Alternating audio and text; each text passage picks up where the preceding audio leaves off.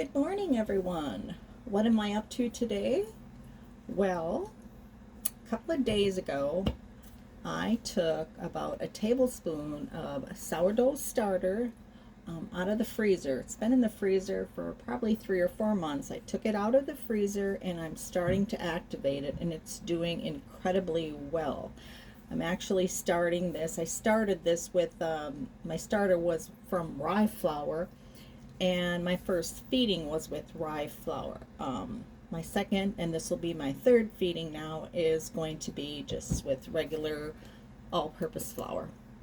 So the first thing you have to do is you have to do a discard. And I'm going to be honest, I'm not being all that particular about this. I am just probably taking out about a half a cup. So it's nothing really fancy, and I probably could use a scoop, might be easier. Just going to give it a stir, and I'm just going to pour some out. Some people say their sourdough starter is thicker than this. That's fine. This is just where mine is at now, and I will say this, it has been doing fabulously. I guess one thing about pouring it out is that you're making a mess on the side of your jar, but I'm expecting this starter to be ready to go in a day or two, so we'll use it, reserve. There's my discard. It's not quite a half cup, and I'm not getting too special with what I'm feeding it. I'm just using a third cup. I'm just using equal amounts of flour and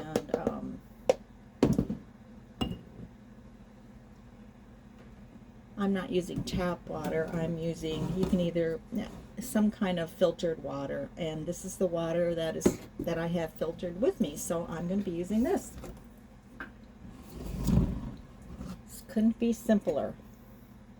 And this is just honestly, I didn't even have a quart jar along with me, a wide quart jar, but someone happened to be disposing of some jars, and I happened to see this, and I'm guessing it's a former pickle jar of some sort.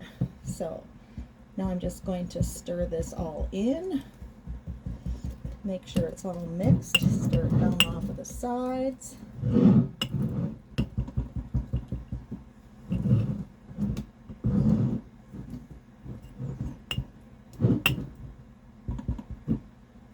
Get any clumps off my spoon here. My spoonula, I don't know, I think that's what they call these. That looks good. Try to get everything I can off the side of the jar. Then I'm simply going to adjust my rubber band to the fill line here, because that is how you know when it's ready to use. When it doubles over your fill line the day that you feed it, it's ready to go. So folks, in a couple of days we're gonna be making sourdough bread from scratch.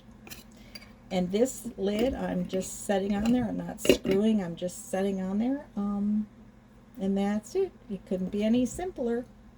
See you in a couple of days when we're ready to make homemade sourdough bread. I do make loaf bread because I find that easier to use, but if I was making for a special event, I would definitely make the round loaf. All right, have a great day, everyone.